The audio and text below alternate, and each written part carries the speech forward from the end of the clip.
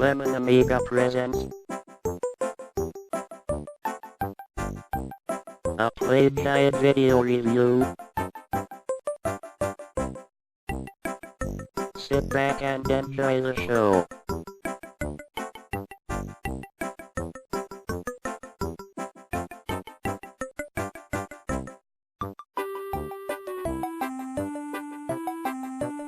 Hey there, welcome to another Lemon Amiga Play Guide and Review. In this week's show, we'll be checking out Doom, developed by id Software and published by id Software in 1993 for the PC.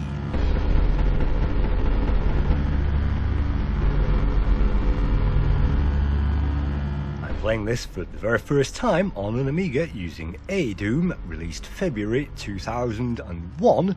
And so this is the very first time ever that I'll finally get to play this game on an Amiga.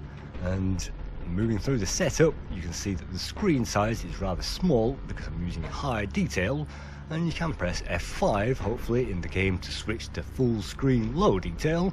But for this experiment, let's just try the first story, and let's just try the second to easiest mode.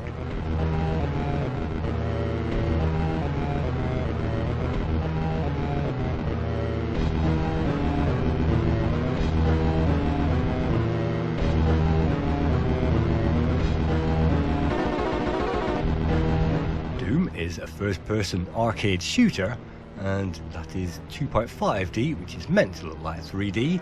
They actually used stretched and scaled, and instead of fully 3D vector mapped graphics, and so this looks very much like 3D, but you don't need a 3D graphics card to run it. And this originally appeared in 1993 on the PC, and at that time, well, the Amiga 1200 had come out onto the scene, and this game would not run upon it because the Amiga 1200 was far too slow. So for this footage, I'm actually recording this using an old 60 setup, and with the old 30, this game runs at maybe 70% speed. With an 040, maybe you can get maybe 90% or even 100% speed with this if you change to low resolution, but I find with an 060 you can get full speed out of this engine, which is great. And yes, this is the very first time I've played this on a non-PC setup. I've played this maybe once 20 years ago when this first came out, maybe 1993, maybe 1995. But I haven't played this in so long, I'm basically making this up as we go along, and it's the proof of the pudding of a great game if you can simply do that and get very far with it. Yes, if we can wing it and simply make it to the exit, then that means it's a job well done, and that's what's so great about this game.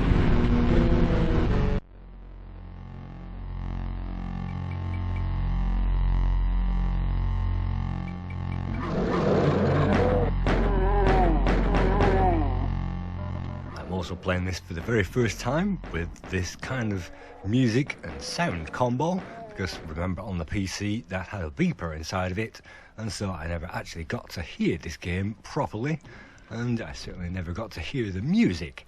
So the guys who've played this on a real PC did get to have this great experience. And back in the day, we were all slightly envious of this kind of first-person, fast-paced action, and I remember most people on the Amiga really wanted to play this and show their PC friends that yet again they were ahead of the crowd, and it's taken me till this long to actually get to play it.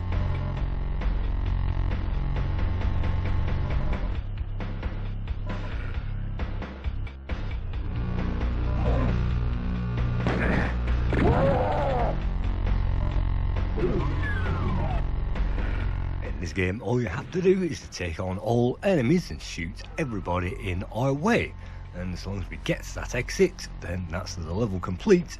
And along the way we can find suits of armor, a green set and a blue set. I think the green set gives us 100% armor and the blue 200%. And we also have helmets and flasks, which will give us a little bit of extra energy, and when we blow those guys into hellfire, then they will give us some ammo, which means we should have enough ammo to complete the whole level. and it's worth exploring the whole level because sometimes you can find hidden areas, and those sometimes contain hidden weapons and hidden key cards and things like that.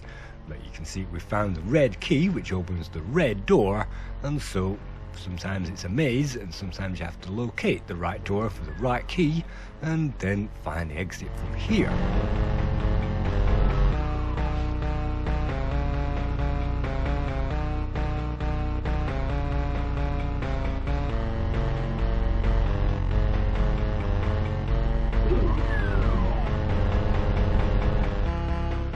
Doom 1 was designed and the levels were designed by Sean Green, Sandy Peterson and John Romero, and the whole thing was programmed by John Carmack and John Romero, and the graphics were by Adrian Carmack and Kevin Cloud, and the music was by Robert Prince.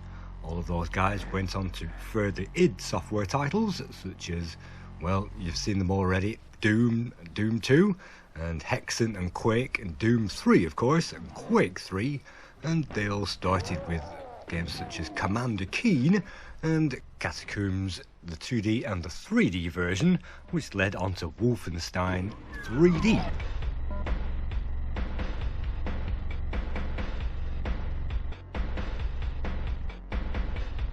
Perhaps John Romero is the famous person connected with this game, and his history began with Dodgem on the Apple II in 1982, and he created lots of games for the Apple II, with perhaps Dangerous Dave being the crossover between the Apple II and the PC. From there he then released many games on licenseware and freeware so that you can play those. And the standard game comes with 3 entirely different levels: Knee Deep in the Dead, The Shores of Hell and Inferno, with Inferno coming in as a reference to Dante's Inferno, and well, that is really hell on wheels.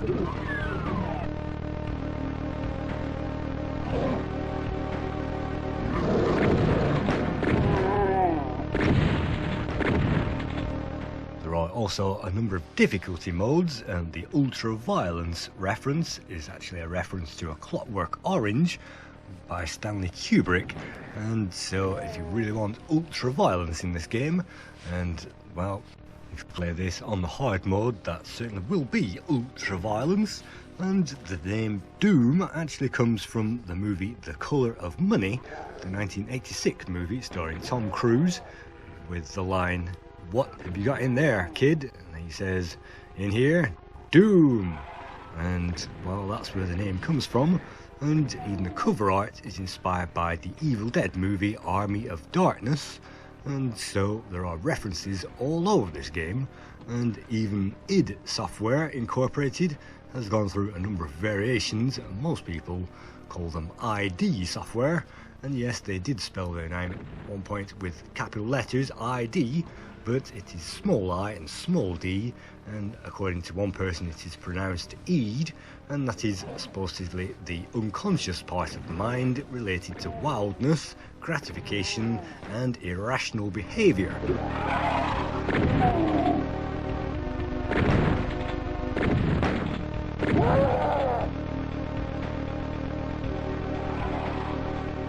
Id is also Latin for it, and this game really was it when I was growing up, but everybody called it ID, basically because we all needed ID and it read in the magazines as ID.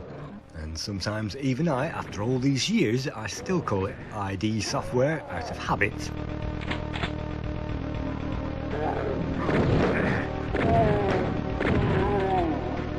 Really, this game is an untamable, absolute chaotic mess, and so we have to pile in there. There are lighting differences and there are room differences, and this game actually plays amazingly well. And even though you can't see a thing at the moment, I have actually lightened up these graphics slightly so that you can see those. And yes, these are the Amiga graphics of the game Doom. And so you can play all the WAD files and all the extension files and all the updates of this, and you can also play all the extras and the patches as well. And after all these years, this game is still highly playable and immensely enjoyable.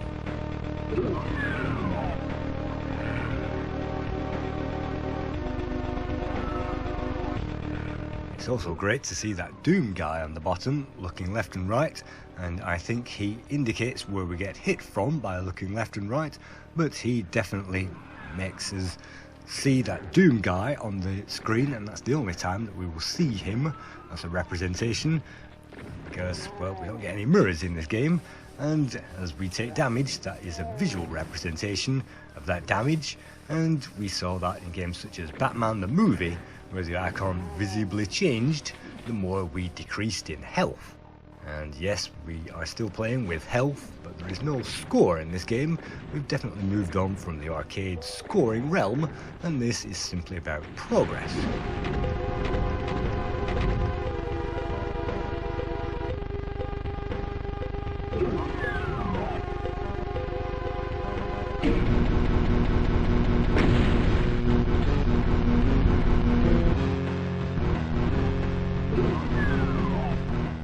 Doom on the Amiga is just as slick, just as playable, and just as fun as it was on the PC. I think these graphics are still very much in line with what we expect from graphics, and they certainly aren't dated. These are better than PS1 graphics, and I'd say maybe even PS2 graphics in quality, judging by the textures on the walls. And it's great action, and it never gets boring. The mazes aren't too difficult, and it's not so easy to get lost and stay lost, because as soon as you find guys walking around, that's obviously the place to go. There are some tricky puzzles, and it will take you some time to get through the whole thing and all 3 stories, so for a free shareware game, this really was heaven when it came out in 1993, and it really was the best thing on offer. It certainly led to the 3DO, 3D games on the N64, and all the 3D games that we take advantage of today were basically spawned from this very simple idea of making a 3D world out of our fantasies. And it had been done before with games like Castle Master and other 3D efforts on various platforms, and even the Eidolon and even, well, Rescue on Fractalus gave us a 3D environment, but this really did create the standard which the entire history followed for the next 20 years.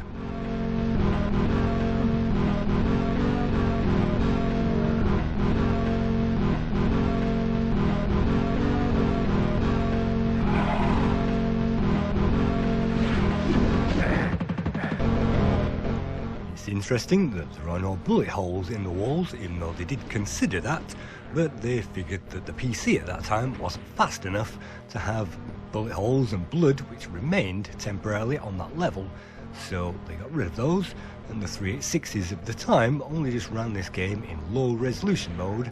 So this really did stretch the capabilities of the PC, and it wasn't long before graphics cards were able to play this type of game very quickly, and that really did transform the industry.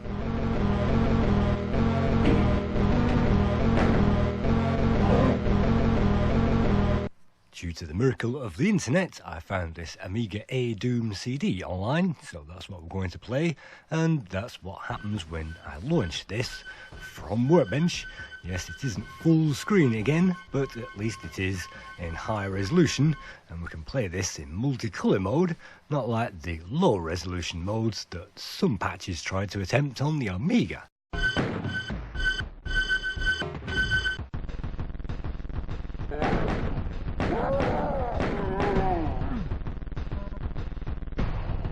Doom 2 was released in 1994, and you can see some lighting enhancements, some texture enhancements, some new music, some new levels, and also an online multiplayer mode where you could link players together on a LAN or even on an internet connection.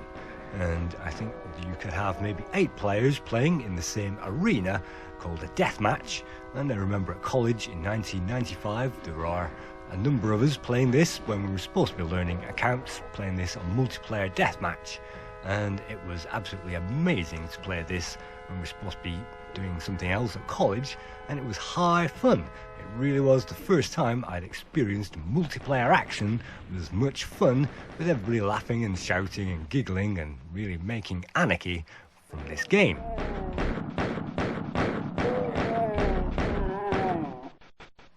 Back then, the DOS version of Doom 2 came on a number of discs, and a friend of mine worked out that if you zipped up those discs and then backed up those discs and kept on doing that, you could eventually get the whole thing onto just one disc and write a script to self-extract all those zip-ups and backups back onto the hard drive. Unfortunately, it took maybe half an hour to install all those zip-ups and backups and uncompress that thing, and it was actually quicker just to get the original discs and copy it to a hard drive. But yes, Doom on one disc was possible.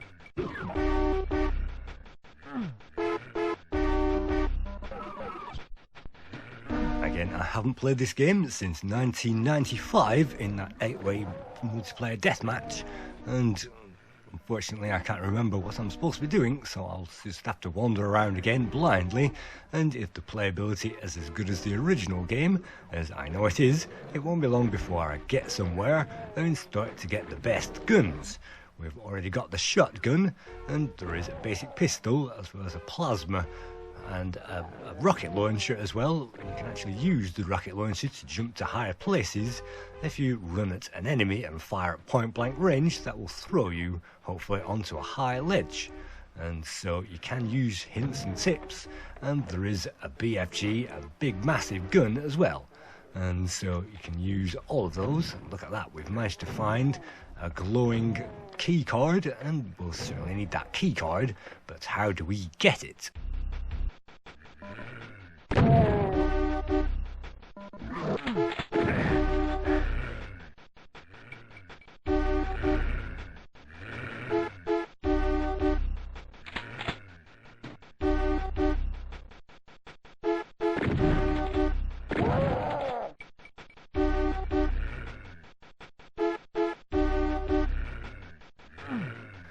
Yes, there is a run key, and we're going to have to find that run key if we're going to have to make that jump.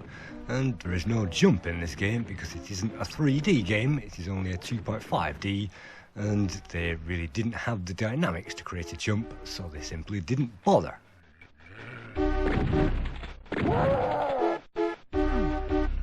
We seem to be in pretty bad shape with no armour, no health and no bullets, and you can see the central character is pretty bloody and beaten up, and again that's a great point, and it would have been great if the screen went slightly red with the blood running into our eyes.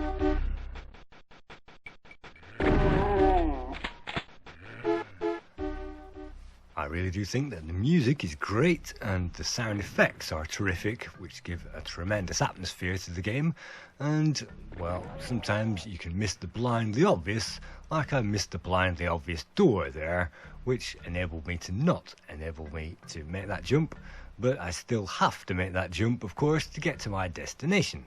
So this game has a legendary sense of humour, a dark sense of humour under the surface, and it really doesn't take itself too seriously, but sometimes it leads to frustration. Luckily you can save up the game and you can return to your previous levels, and that's great. It means we can continue, and it means we can spend 5 minutes or 5 hours playing this until we get bored.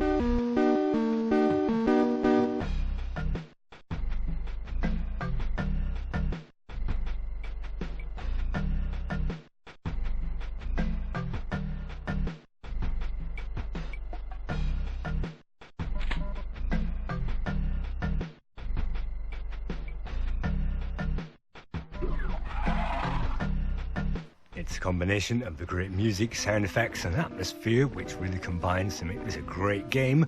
There are no crosshairs to line up, it's simply point and shoot, and it's a plug and play adventure game. And it's absolutely one of those games which you can be absorbed in very quickly, and it's one of those games which never ever loses its appeal, and that's the mark of a classic game.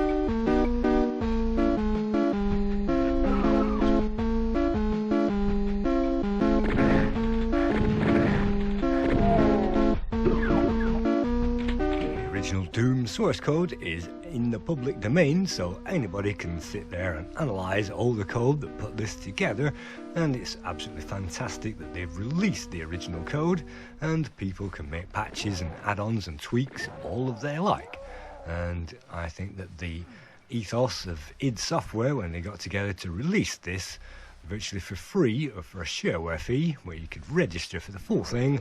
I think that was absolutely brilliant, and I think that that has paved the way to some of the shareware techniques that we enjoy today.